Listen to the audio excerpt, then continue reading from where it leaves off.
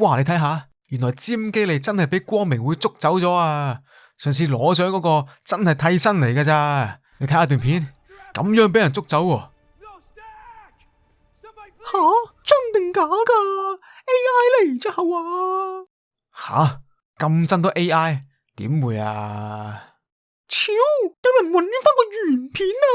係有人將呢個男人換咗做尖機利個 AI 樣落去啊！其實邊有話咁易啊，整個替身出嚟替代咗個人先得噶？拍戲咩都唔 make sense 嘅。吓，真定假噶 ？AI 嚟咋係嘛？點會啊？超，有人再搵到個 making of， 係有人將真尖機利俾人捉走嘅呢一段片 AI 換咗做你呢個男人個樣再流出，企圖隱瞞尖機利係俾人捉走咗嘅呢個事實啊！吓，真定假噶 ？AI 嚟咋係嘛？點會啊？唔知啊，唔想知啊！自從 AI 發展得咁勁，我哋俾啲假相假片呃咗咁多人之後呢，家陣好似上網睇到任何嘢，第一下都係諗係唔係 AI 假嘢嚟啊！係喎，冇發生嘅事可以用 AI 扮成有發生，真係發生過嘅證據呢，又可以賴係 AI 生成扮冇發生。唉，經已再分唔到邊啲係真，邊啲係假啦。不過諗下呢，喺某啲角度嚟睇，查實都係好事嚟嘅。何以見得呢？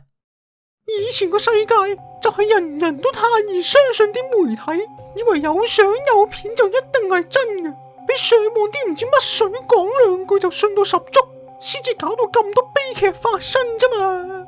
好似當年啲報紙佬啊，屈個女藝人喺大陸隨街屙屎，求其影幅打格仔嘅相啊，啲人咁就信足20年。你話冇腦唔冇腦啊？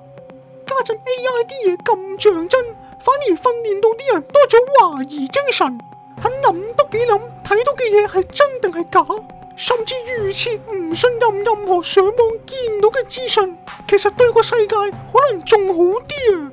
但係乜都唔信，乜都懷疑，乜都當係假先，咁咪對個世界冇晒信任咯。咁樣做人仲會開心咩？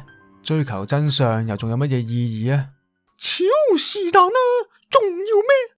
咁咪熄咗個芒，學翻以前嘅人咁，同人兜口兜面傾下偈咯。好似我哋家陣咁，唔係仲開心，仲真心咩？又啱喎，同你傾偈確係開心嘅。